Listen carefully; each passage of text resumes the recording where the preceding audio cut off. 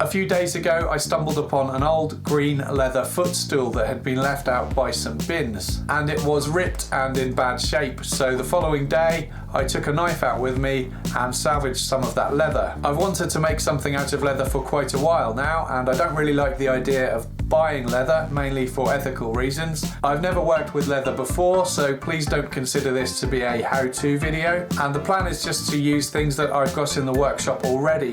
Luckily, I do have some of these pronged forks, which I bought on eBay for leather making quite some time ago. I just hadn't used them yet. So in this video, I'm going to attempt to make a leather wallet. Initially, the pieces of leather that I'd salvaged were very soft, so I wanted to try and stiffen the leather. I looked on the internet and found a method of doing this using only water, so I thought that I would give it a try. I first soaked the leather in room temperature water for about 10 minutes.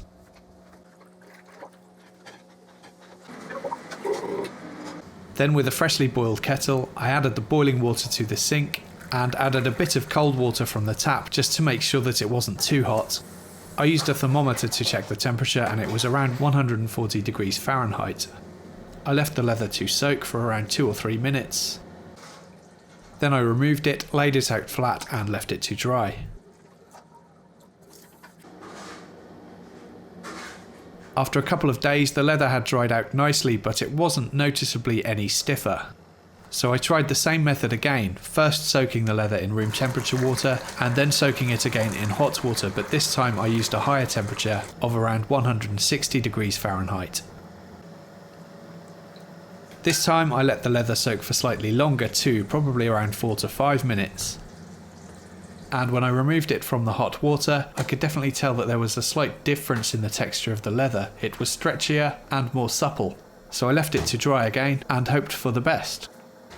So I've got the leather in the workshop now, and it's a little bit stiffer, but not by much. I'm not really sure why that method didn't work out as well as I was expecting it to, but I'm thinking that adding some wax to the leather might help to stiffen it up a little, and also by the time I've got 2 or 3 layers of this together, I think it should be okay. And I've got another wallet here with me in the workshop to help me size it correctly. I first cut one piece of leather to the size that I wanted the wallet to be, using a framing square and Stanley knife. Then I used that piece as a template to cut another piece to the same size.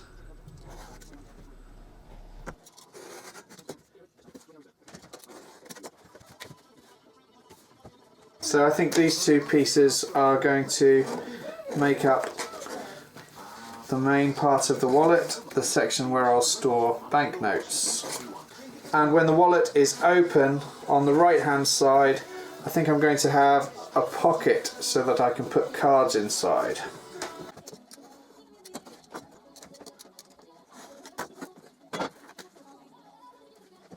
And I think I might put a rounded edge on here just to make the cards easily accessible.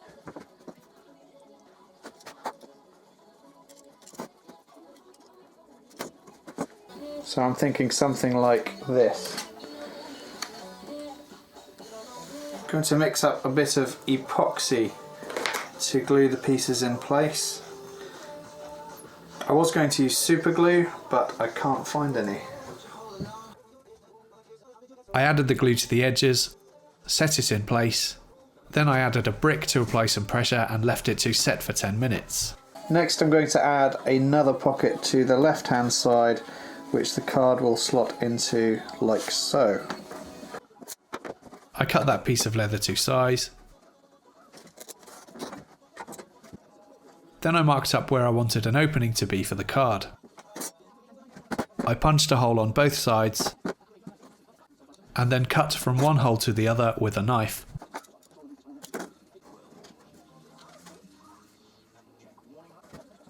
I used a piece of an old bedsheet to create a lining for the pocket. I cut this to the same size as the piece of leather, and then using epoxy again, I glued the lining to the top of the piece of leather.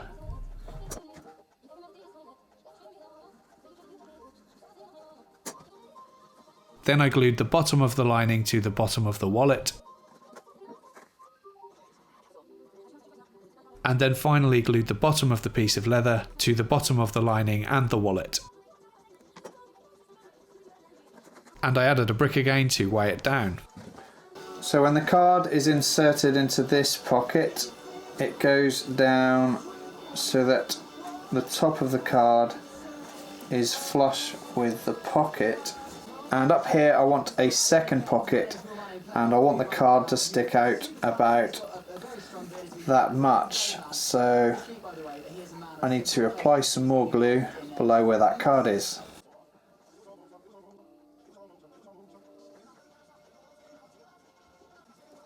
I left it to dry again for 10 minutes. Right, time to try some stitching. I'm just going to use a compass to scribe a line where I want the holes to be, and I can line up the fork with that line. I used a mallet to punch the holes for the stitching.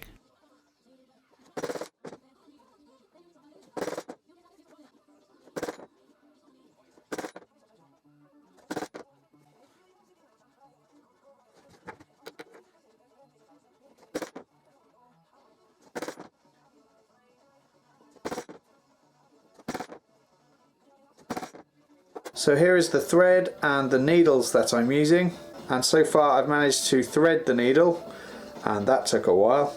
And next I need to fold the needle back onto the thread and pierce it with the needle, like so. And then with that loop I need to insert the short end of the thread through there and pull it.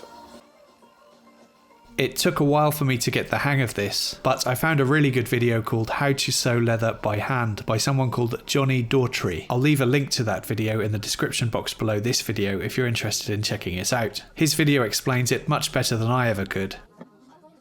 So now I've got a needle on each end of the thread, and I think I'm ready to sew. I'm first going to attempt to sew this part and this part, and then I can add the back of the wallet where the notes will be stored, and then I'll sew all of the way round. I referred back to the How to Sew Leather by Hand video by Johnny Daughtry again for this. The stitching part was surprisingly easy. I think this is called a saddle stitch. You basically thread both needles through each hole from each side, and then you pull each thread from both sides tight to tighten the stitch. And then you do the same again on the next hole, and so on.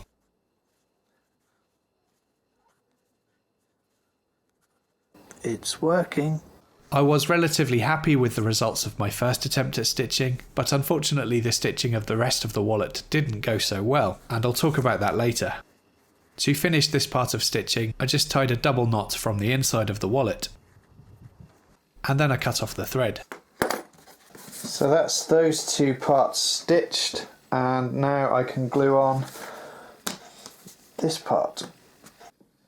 So this is when the project started to go downhill.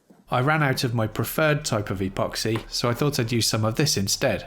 As usual with these dual action tubes, it's impossible to get equal quantities of resin and hardener out of these tubes, so I ended up cutting the tubes so that I could squeeze both independently. But I wasn't entirely confident that I got the quantities equal, and I'll talk a bit more about that later on.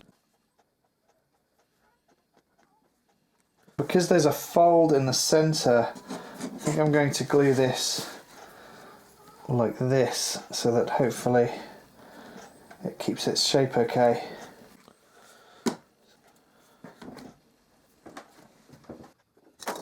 Once I'd allowed enough time for the glue to set, I punched the rest of the holes around the perimeter of the wallet. It was at this point when I was doing the rest of the stitching that I realised that the second type of epoxy that I'd used hadn't worked properly, and with the two main pieces of leather moving around slightly, it was impossible to keep the stitching neat and tidy.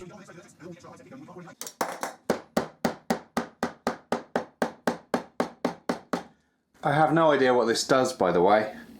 I've just seen other people do it, so presumably it needs to be done.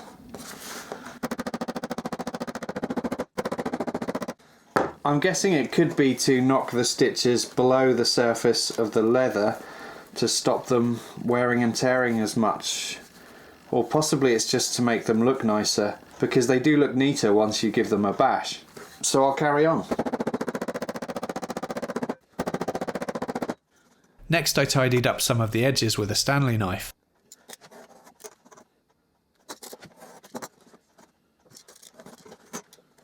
And I also rounded over the corners slightly. Then I used the disc sander to clean up the edges of the wallet.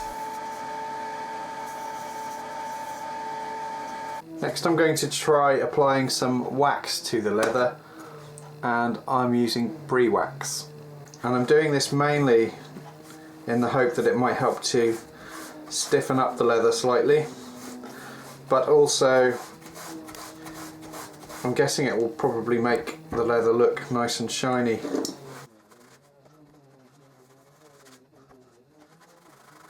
So that's before waxing and that's after waxing. I waxed the edges too, which gave the wallet a much more finished look.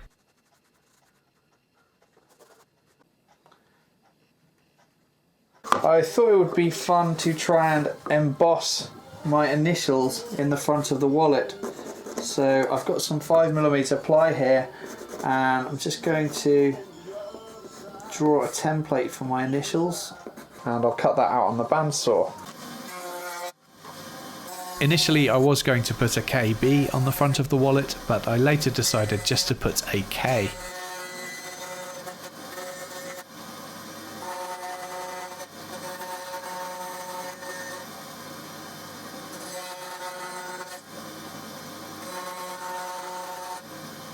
Next I'm going to have a go at trying to emboss this little wooden K into a scrap of leather, and if that looks good I'll probably put one on the front of the wallet.